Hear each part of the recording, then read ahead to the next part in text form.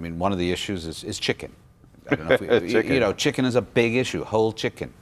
There is no way in the foreseeable future that the Bahamas can supply Bahamians with the needs they require for chicken.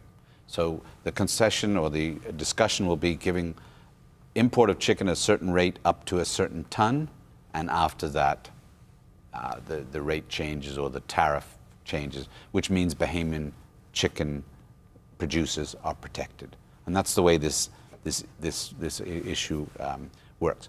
Now, whole part of WTO, it's trade, the trade part, not the services part. We don't trade that much. Right. You know, it's amazing that we can bring water from Fiji and land in the Bahamas, freight and duty, and we have Aquapure here. So there's some of these industries who have been receiving concessions for 20 years. At some point, they need to graduate out of that concession business.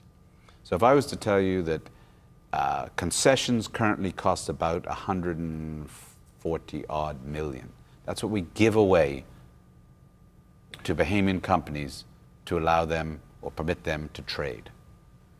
They're going to say you should give us more than that because They are because electricity's high, so we need to deal with that. The ease of doing business, whatever. But let me use the example of there's a guy who imports building materials, and he gave me a quote the other day along with a fella who didn't, and the quotes are pretty close. Mm-hmm. This one didn't get concessions. This one did. Does that mean he's making extra profit? So there's that issue too. So at the end of the day, we have to balance the good of the Bahamian people mm-hmm. with the manufacturing section, with the services section, and everything else like that. And it's the good of the Bahamian people that's of concern. And you know, people are hurting.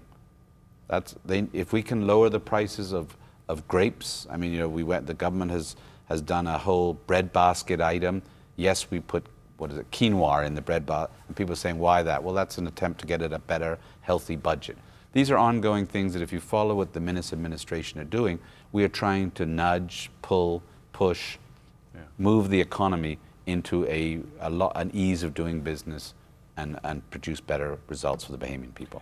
In a way, this concern, I don't want to use fear about WTO, might force some people into doing the kind of improvements they need to do to be better business people. No question, no question. You know, there's the old saying, if you knock your head against the wall and expect a different result or whatever it is, you're not going to get a different result. Yes, they need some help. So as I mentioned, electricity, some form of protectionism. But the world is moving away from that. And you know, I was in Europe recently. High streets, well, in England, high streets are dying because of Amazon. People are picking up the phone, and we have to move along with that trend. Yeah. You can get something from Amazon or whatever in your house tomorrow at a less price.